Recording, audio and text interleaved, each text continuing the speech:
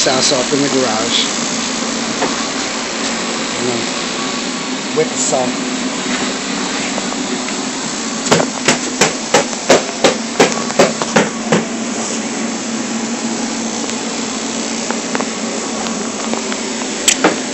There you go.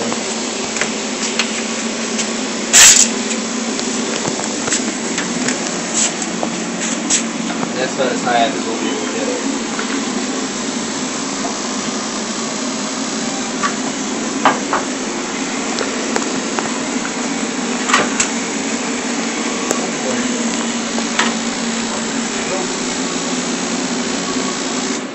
It worked out pretty much perfect with that piece.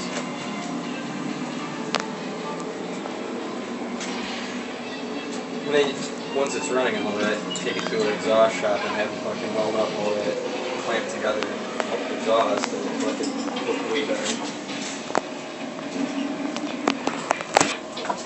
Yeah, they can weld it up and you take the clamp right off as long as there's nothing. And it's also close that they'd have to do very little welding, you know what I mean?